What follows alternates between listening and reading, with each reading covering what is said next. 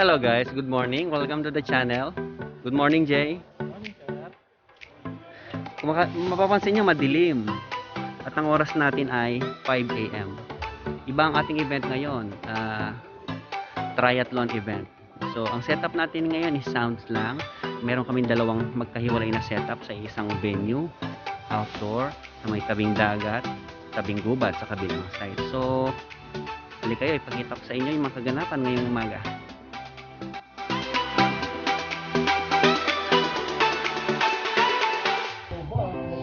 Yan, itong set namin sa bungad, meron lang kaming iPad, background music, isang dual channel na mic, Kevlar.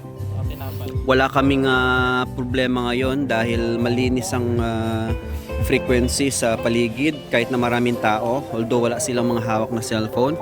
Ayan ang mga participant nila, nagre-ready na ng mga bisikleta nila. Doon sa parking nitong Adventure Beach, nandun mas maraming tao doon. Nandun yung mga host. So malayo sila. Meron kaming maliit na mixer dito. So dito sa loob meron kaming dalawang Beta 3 U12A nakatapat doon sa parking at saka sa mga nagpe-prepare ng bike nila. And then dito sa entrance, tumawid yung kable namin dito. May dalawa kaming Top Pro na speaker doon. Iniram ko sa kaibigan nating nagsa-sounds din. Tapos doon sa dulo, ang main event mamaya, nandun yung mas malaking setup namin. Puntahan natin maya-maya. Ito yung dalawang Top Pro na hiniram natin sa kaibigan nating nagsa-sounds din.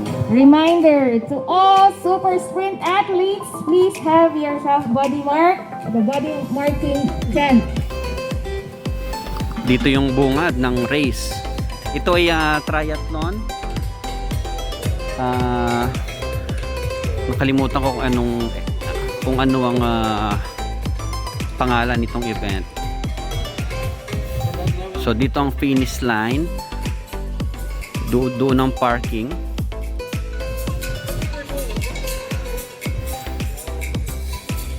Although dito ang registration, tsaka doon sa kabila. Pasok tayo.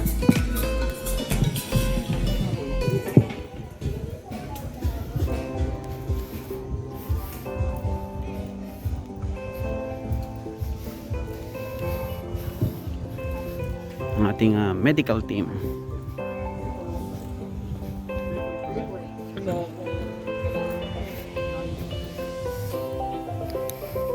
Dito may sila, may carpet sila para hindi malambot yung tatakbuhan.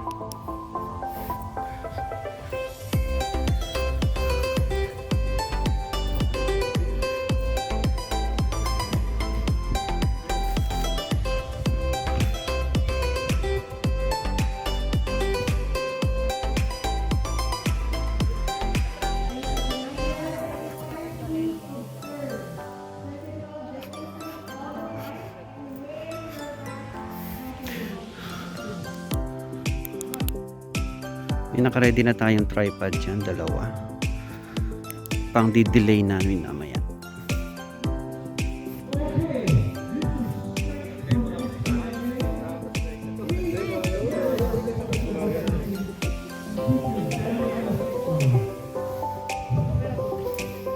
So dito yung awarding.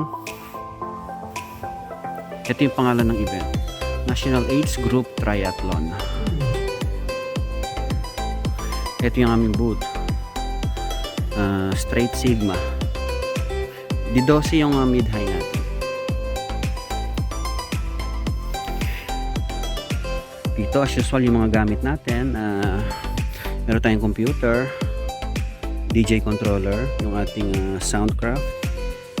Naka-standby yung Kevlar ko. Behringer yung EQ.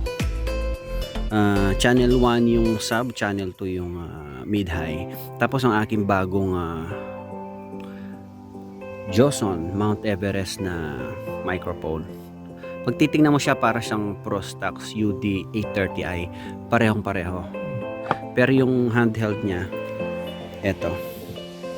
So first time niya magamit sa event. Ito ang itsura niya. Napakaganda ng build. Solid metal.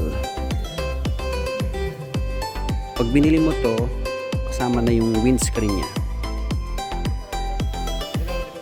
Ito yung pinaka-handheld niya. Napakaganda ng disenyo. Joson Mount Everest. Tsaka mura lang, 5.8 lang to. Ang bigat. Tapos may kasama pa yung rubber ring. Ito yung likod niya. 4 yung antena. Kaya talagang mas maganda ang sagap niya. Actually, okay ako dun sa mga Kevlar ko eh. Okay ako dito sa mga Kevlar ko. Kaya lang, merong mga lugar na talagang napakaraming frequency. Labo-labo yung frequency sa area talagang. Kahit anong palit ko ng frequency dito, may paminsan-minsan may interruption sa signal niya.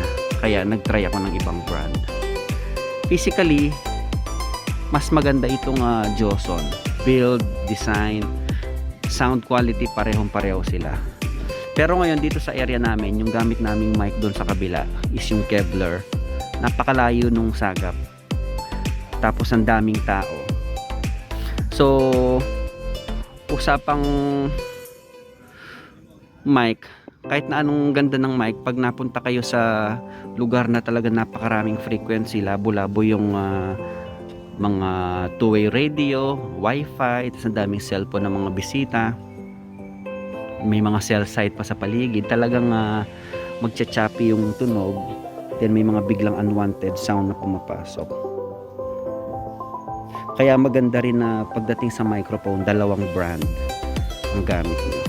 So first time sumalang ni Joson Mount Everest ko dito sa event ngayon. Hopefully mamaya maging okay, pero tinesting ko na mamaya. Tinesting ko na kanina, maganda yung range niya, malinaw ang vocal quality. Timers, please report to RD when you are finished.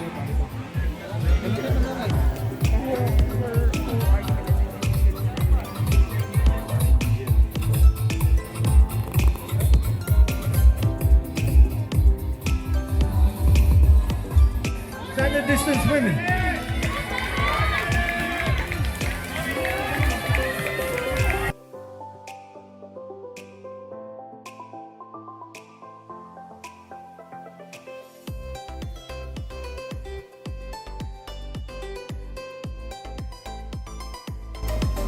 Yan, ito yung isang set namin kanina, madilim. So ngayon maliwanag na. Kita nyo na. Ganyang kalawak yung area. Athlete 1, 3, 5. Yung host na isa nandun sa kabila, sa labas ng parking. Kevlar, maganda talaga. Erica Bulataw. Pagdating sa long range, Kevlar talaga. Tested na namin. Pagka maraming frequency lang sa area talaga nagkakaproblema. Pero bihirang-bihira lang.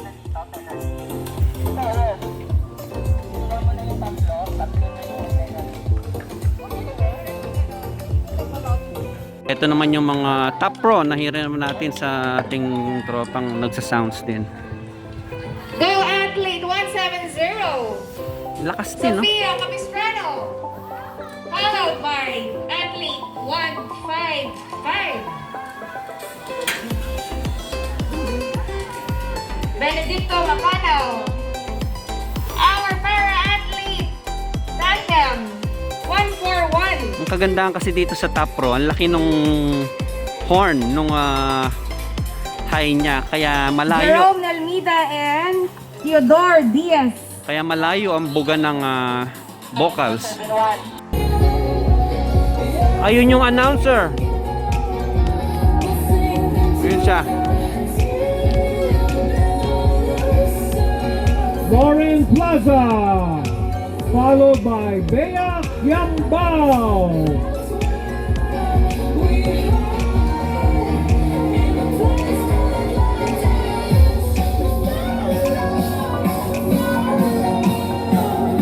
Our good buddy.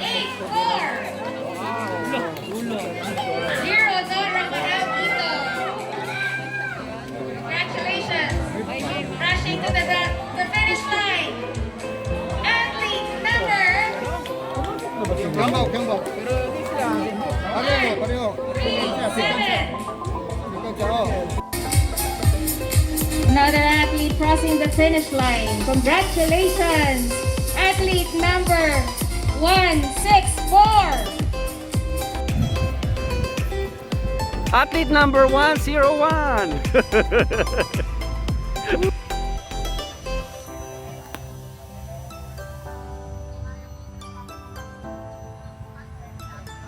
Sound check.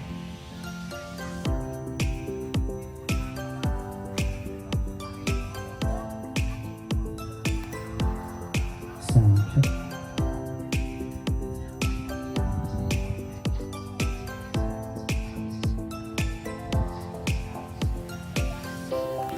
Sound check. Sound check.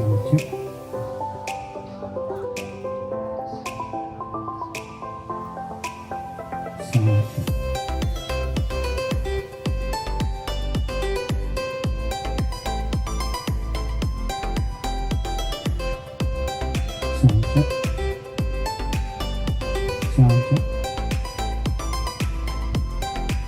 Sound check.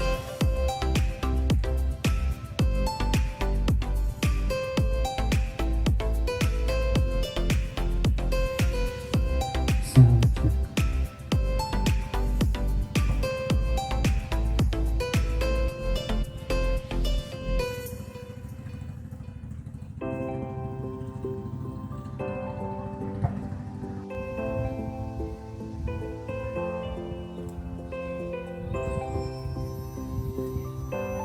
Sound check.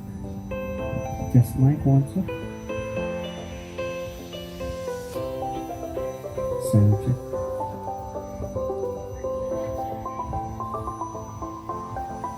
Sound check.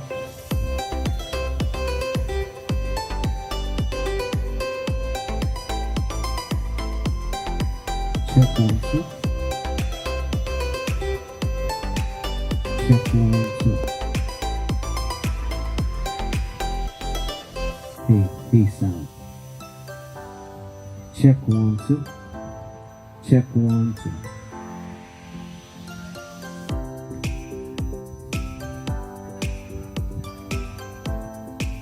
Up on top because we didn't know who the winner was in Kramer versus Kramer.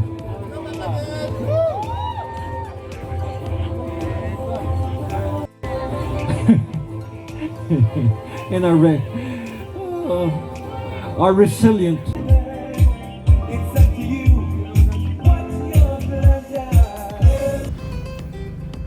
So ayun na nga guys, natapos na ang event. Nakakapagod, dalawa lang kami eh.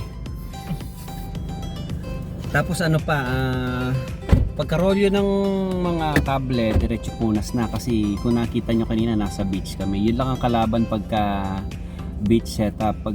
Pwede nyo namang hakutin na hindi pinupunasan, nasa sa inyo yun. Pero para mas madali ang setup sa susunod na event, mas magandang linisan na. So ang aking final comment doon sa ating bagong mic na Joson Mount Everest, madaming nag-aabang. Nakalimutan ko ilista yung mga nagpapa-shoutout. Actually parang shootout ito nung Kevlar MR250H namin at saka yung bagong Joson na Mount Everest. Sa vocal quality, Jay, halos pareho, no? Halos pareho ang tunog. Halos pareho ang tunog. Sa build quality, kay Joson ako. Tsaka maganda yung design niya.